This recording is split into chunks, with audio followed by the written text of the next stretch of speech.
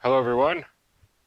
On this episode of doing the wrong thing the right way, or whatever, we are gonna close the door so I don't disrupt my wife at work. Hold please. Hi puppy, good girl. Stay right there. Okay, I'm back. We have brake hose, emergency brake cable, wheel cylinders for a 9-inch, count them, 1 and 2. Yep, got them both right here. 1, 2, 3. Can you guys even see down here? Let me move you. Does this move you? Hold on. Okay.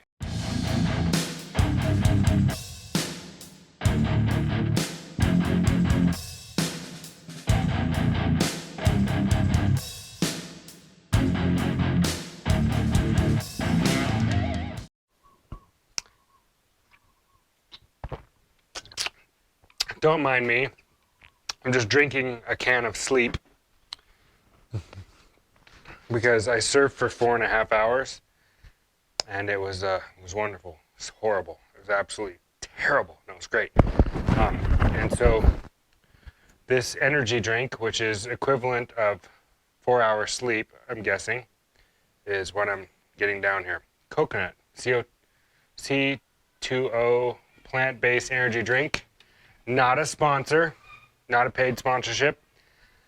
I've turned them down several times.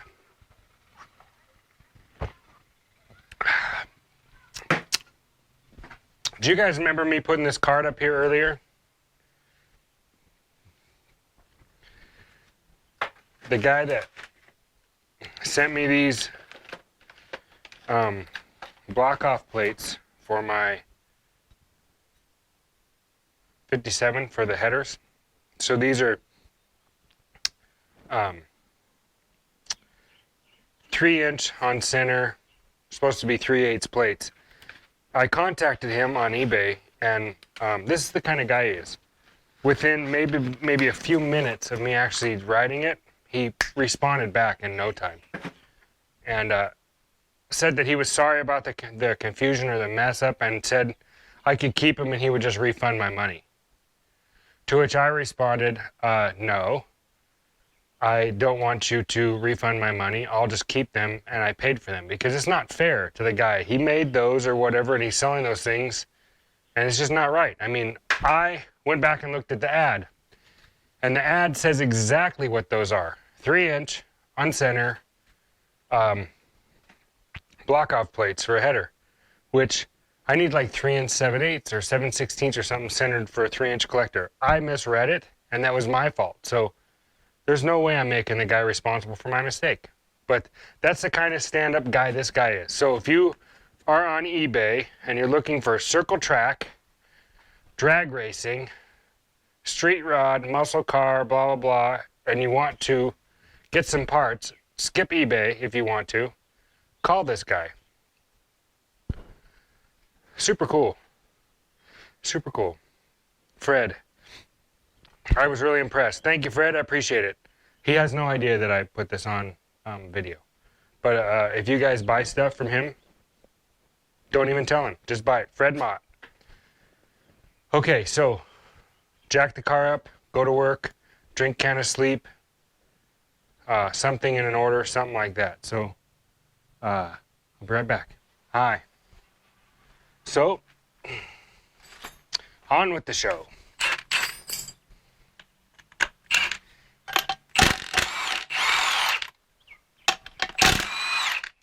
Buzz these off.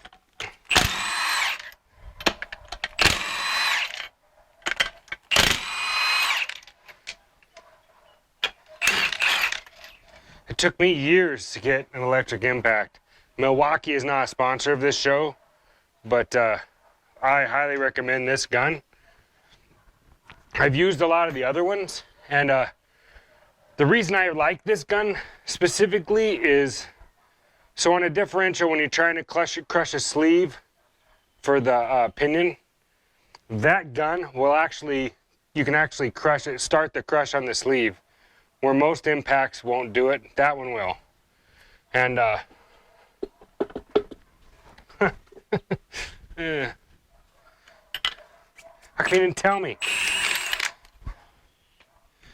Suppose I could count. That one, this one will actually work.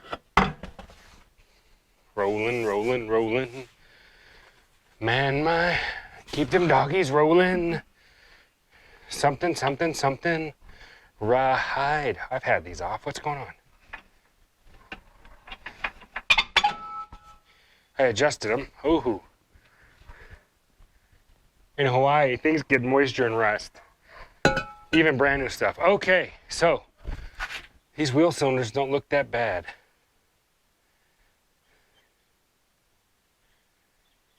And the shoes are new. Question is, do I actually pull the springs off and fight with that? The answer is yes. I gotta get the tool. Be right back. And we're back. Just like scoliosis. So, these are special brake tools. Brake adjuster, spoon, pliers. They make this job a lot easier. Each one of these pieces has a specific purpose. And this is for these springs for taking the shoes off. Speaking of shoes, wheel cylinders, let's go through the parts. So you have the front shoe and the back shoe, or leading and trailing.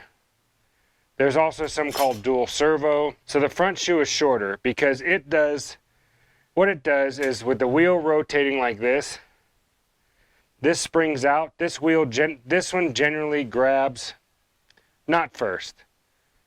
It grabs and this whole assembly swings this way, which wedges this shoe against this side of the drum. That's why this one is thicker and longer, because there's more surface area. Most of your braking on a drum brake is actually done back here. This just hits first and rocks it, and then it wedges kind of like here and here. And that's why you'll see that wear like that. You want this to move freely. What I do is, when I take the shoes off, there's some little tabs that these things ride on the back of the backing plate. If they wear grooves in them, because the metal sides here will wear grooves in those, you can weld them up and then grind them back smooth. I like to use anti-seize, not grease, because grease gets hot and runs. But I'll use just a little bit of anti-seize on the back side here, so the shoe has something to ride on. These are free, but that's what that's for. So the star usually goes and adjusts the back shoe. This is the trigger for it, which carries this spring and this cable. There's usually like a spreader, but this spreader goes to the emergency brake rod. So when you pull the emergency brake cable, it actually spreads the shoes out against the drum. Now, tech tip, actually driver tip. Drums will become warped. Drum brakes will get warped. And it's because the emergency brake is applied when the drum is hot. And the drum will actually cool in an oblong position instead of staying round. That's just a fact of life. You're not gonna like sit there and wait for your drums to cool off before you hit the old emergency brake and lock them in when you're parking. It was technically an emergency brake before it was actually a parking brake, but that's neither here nor there. But this is what it is. This tool, if you see this piece here, has a hole and a knob on it. It's for this. So come in here more close. I want you to see this. How about this? How about I put you right here, and you guys watch this action in action. Okay. This tab, this hook goes around this, and you'll watch this. Watching there real close. Now the tab is on the back side. You'll see it here on the back side. And as I pull this across, releases that spring. Same with this side. Swing it around. And then same thing, move it out of the way so you don't get hit. Pops off.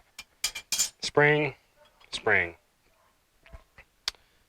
Now these are released. This hook will actually grab this spring. Let's see if you can get in here and see this.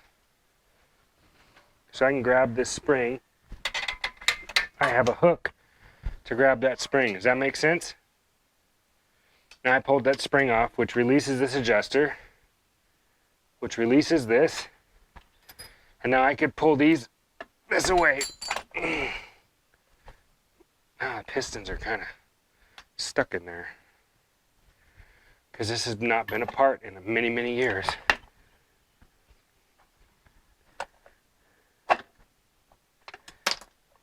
Star adjuster. I also put anti-seize on these. It actually helps out a bunch if you run the adjuster in all the way.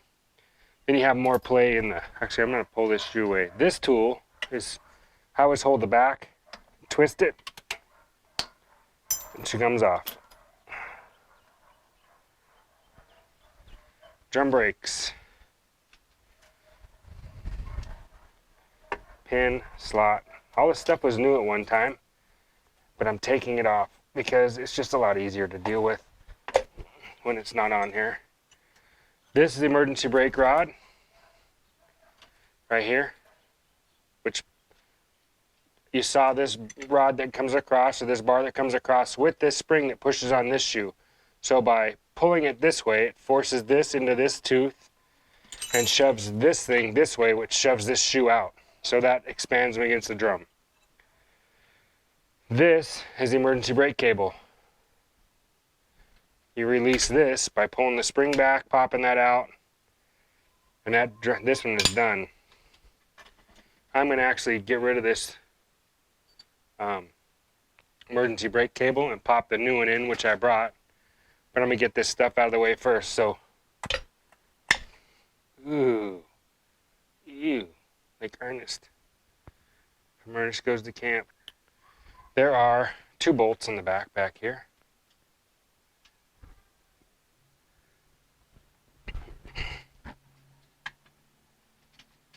Hoping you can see this back here. All right. Bonus points if you figured that I was going to break the line anyway, since I'm making a new one and I don't care. Nope, take it off. Loosen these up. Loosen up these U-bolts so I can get the brake line out from underneath it. Once I break it off, that is going to happen. Impact gun. Nope, wrong way. Yep, that one came off that way.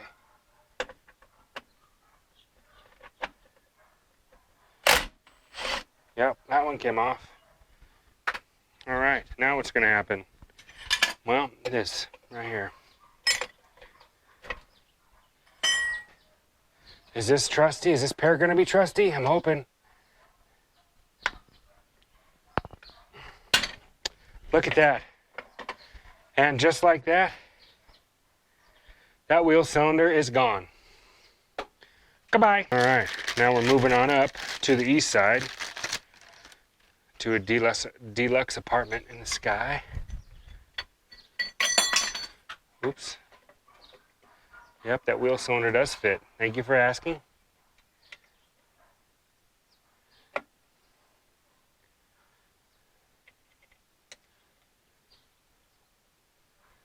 All right. Lock these in, locked and loaded.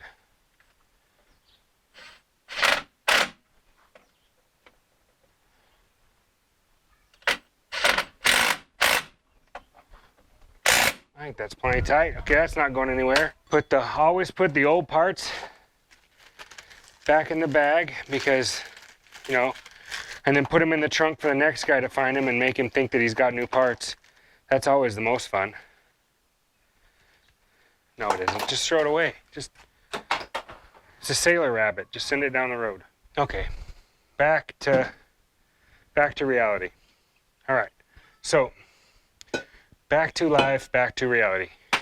These tabs here are what I'm talking about.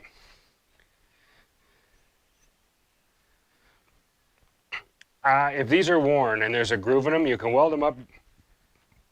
Excuse me, you can weld them up, grind them flat. Anti-seize. Where did I put that anti-seize? I'm actually terrified of it because it'll get everywhere. Let me go find it. So I just popped my emergency brake cable out, and I'll explain to you how these come out. So there are 4 tabs all the way around here. You got to pinch them, all 4 at the same time, and that lock will allow it to come out of the hole in the backing plate. Do you guys know that plastic bags are illegal in Hawaii? Yep. No grocery stores have plastic bags. And most of them would like you to have your own bag, shopping bag, if you go to the store here. Because paper bags, you know, and some stores will actually charge you for a paper bag. I don't know why I said that, but I was just thinking about, because there's these things are around plastic bags that go with Wonder Bread and blah, blah, blah. And that's what popped into my head. So, deal with it. This goes over to that side. And this goes in this side. Right here, I'll show you. I'll show you so you can see. Hold on. Hold, please. Hold. Get down in here. You see that? Goes through this hole right there. Comes through this side, comes in the back. Snaps in place just like that. That's it. And then this shoe, if we can see it, like I said, hooks this. I got an anti-seize. I just set it down. Here it is, right next to my leg, where it's gonna get all over everything, guaranteed. So, anti-seize, a little bit'll do ya. Right there, right there, right there. I like to put it on these so it doesn't stick to the boot or the piston, because some of these old pistons are, some of the pistons are steel, some are aluminum. That was a lot. Mistake. Whoa, I just bumped into you because you're in the way. That's all right, I won't hold it against you. Okay.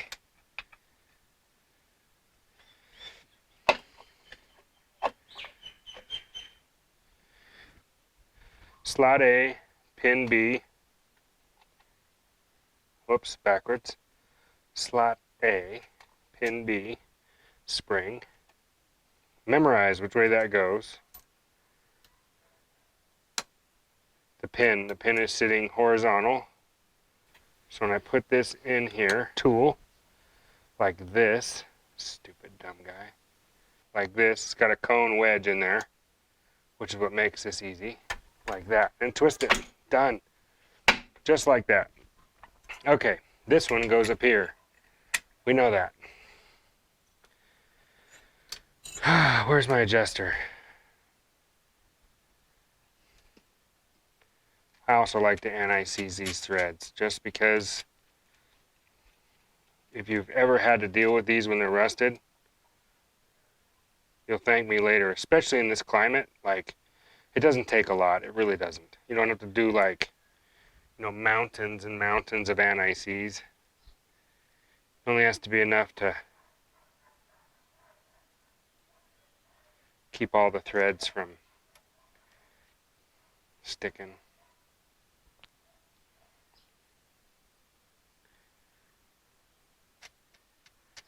All right, and this one too.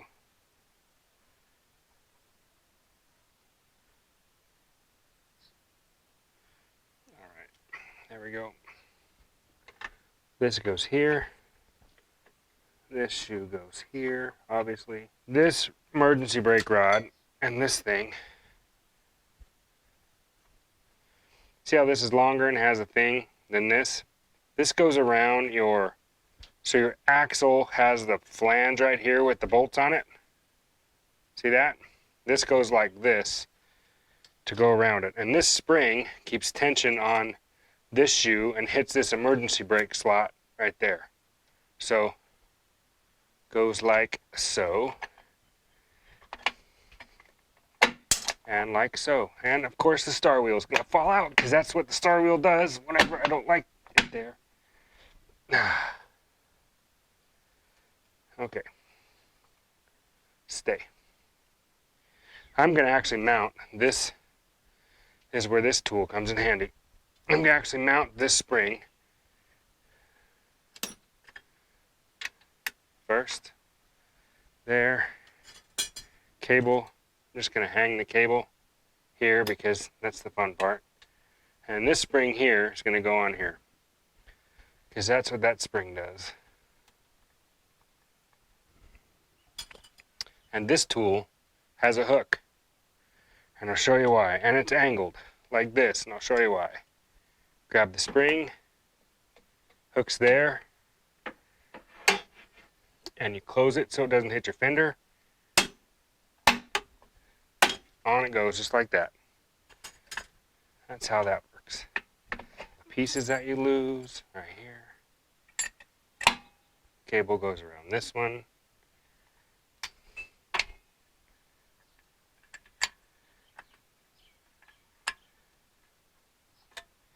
Which coincidentally this spring fits in. That goes up here. Same thing. Hook it here. A lot better than a screwdriver. And I always take these and give them a little pinch so they can't pop off. Hook this around.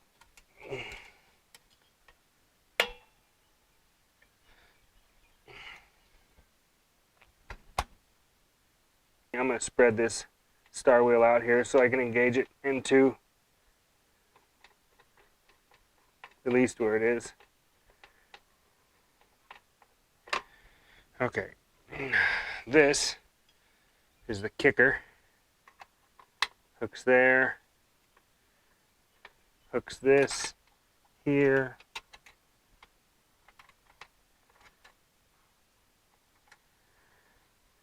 And then this spring goes back up where that one was. So I'm going to use this hook again is what's going to happen.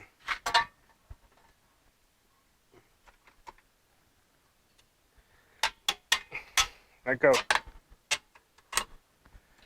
So you hook it with this and then push it back when it's in. Do I have any missing parts? Doesn't look like it. Emergency brake's in. Star wheel adjuster's in. Now I'll probably take this and I'll take my spoon right here and I'll spread this out of the way because it's fun. And then right here is one of these. And here is one of these. Don't get it on your shoes because that is, it doesn't help with friction. There's another one. Okay, so now I won't have anything freezing up on these brakes. Let's see how well this drum fits. Wow, sloppy. Super sloppy. Adjustment time. On the back of this one, do I have a hole? I do. Do I feel like pulling the plug? I might. But first, I'm just going to adjust it out. Walk it along. The trick is to go way too far and then figure out how many clicks you got to go back to make it fit again. Ooh, are we going to get lucky? Wow, that's almost...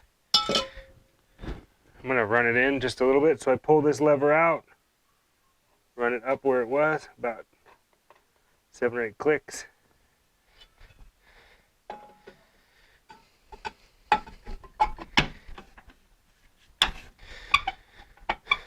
Yeah, it's pretty close. It's pretty good. I'm happy with that. I'll do some fine adjustments to it if I have to later, but... So, I guess I'll see you guys. Well, it'll be a few minutes for you guys. I'm gonna do that other side and then run some brake lines, and then that'll probably be it for this video. Brake hose probably is going to go on, and then the next video will be the emergency brake. That's what I'm guessing, doing the emergency brake. And then maybe bleeding the brakes and emergency brake. Depends on how hard it is to do the bleeding. But this car bleeds for me. Well, kids, we have not a problem, but so this is 3/16 line, which is just great. That's exactly what I wanted to use. It's what I have extra of. Brakes are done on both sides. Yep. Wheel cylinders. Yep. Anti-seize. Yep. Emergency brake cables in. Yep. But this part of it isn't done yet up front here. This is the where I admit defeat round in this episode. Mainly because, see this 3/16 brake line still in my hand? Yeah. It's still here for two reasons. One, I didn't bend it up. Two, I don't have the fittings. Three, this rear brake hose is about 6 or 8, maybe 10 inches too short. So, I don't remember what it was off of. It doesn't matter. I'll just go get one. I'll go cruise through the book, because my parts girl, just when she sees me walk in, she just goes, "What book do you want?" And then hands it to me, and I slide down the counter while she helps somebody else who knows what they're doing. And then, that's it. Anyway, the drive shaft that George gave me, I tried to stick in there, but I noticed right away that a drive shaft that is center to center 59.5 inches is roughly 5 inches longer than a stock 57 Chevy one. So that's not going to work. I must have grabbed the wrong one by mistake when I was at George's house thinking that was it, but that's not it. So this episode ends on as I'm going into a downward spiral into oblivion. No, not really. Yeah, that's it. That's it for this one. Which is perfect timing because the battery on the GoPro is about to die. And gosh, I love staring at that lava lamp. I can stare at it for hours. If you watch Mortsky's recent video, he requested pictures of lava lamps in your shops. If you send him those, he'll send you stickers in return. What a guy. I mean, what a buddy. You know, like promoting the fad of lava lamps in shops. Cool, because I like seeing lava lamps. And it's kind of taken off, so I'm going to go right with it. Everybody should have a lava lamp in their shop. Not just in their house, in their shop. I can't have one in my house because my wife won't let me. She said no, absolutely not. So it doesn't go with our decor, apparently. But, you know, the 57 Chevy fits perfect in the living room. Thanks for watching. Thanks for hanging out. And everybody that's tuned in that's new, man, oh man, are you guys in for a ride? Because I'm all over the place. And coherent thought is, fleeting and rare. See you guys later. Bye.